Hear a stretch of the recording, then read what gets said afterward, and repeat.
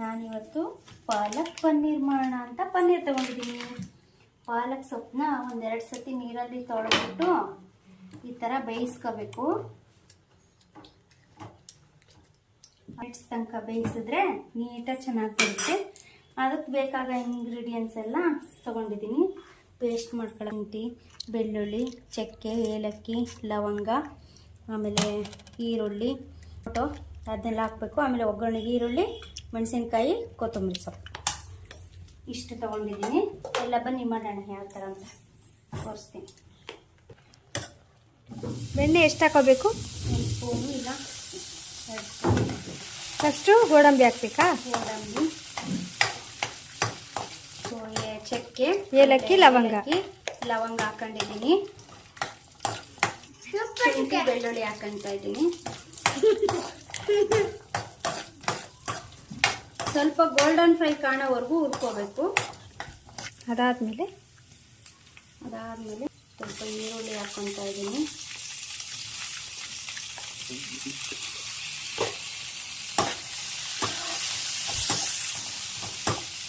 ಇವಾಗ ಟೊಮೊಟೊ ಹಾಕೊಳ್ಳೋಣ. ಇವಾಗ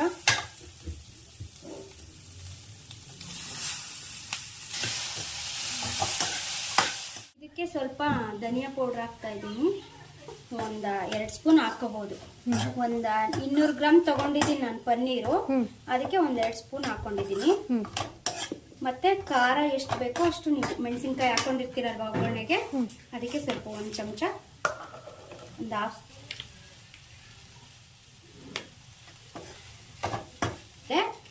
ಆಫ್ ಮಾಡಿದ್ರೆ ಇದು ತಣ್ಣಗಾದ್ಮೇಲೆ ರುಬ್ಕೋಬೇಕು.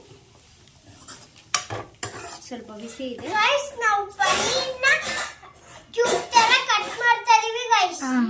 ತಣ್ಣಗಾಗಿದೆ. ಇದನ್ನು ಮಿಕ್ಸಿ ಗ್ರೈಂಡ್ ಮಾಡ್ಕೋಬೇಕು. ಥರ ತರಿಯಾಗಿದೆ. ಇದಕ್ಕೆ ಸೊಪ್ಪಿಂದು ಬೇಯಿಸಿರ್ತೀವಲ್ಲ ಆ ನೀರು ಸಮೇತನೇ ಹಾಕ್ಕೋಬೇಕು ರುಬ್ಕೊಳ್ಳೋಕ್ಕೆ. ಬೇಯಿಸ್ಟ ಪ್ಯಾನಲ್ಲೇ ನಾನೇ ಹಾಕ್ಕೊಂಡು ಮಾಡಿರೋ ಪನ್ನೀರ್ ಹಾಕ್ಕೊಂಡು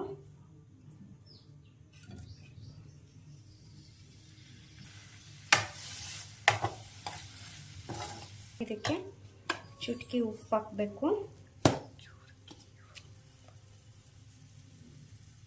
ಸ್ವಲ್ಪ ಅರಿಶಿನ,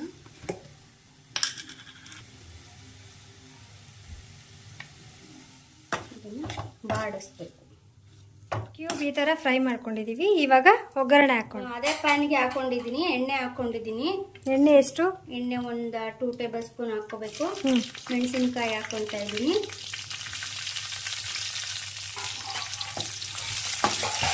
ಸ್ವಲ್ಪ ಈರುಳ್ಳಿ ಹಾಕೊಳ್ತಾ ಇದ್ದೀನಿ.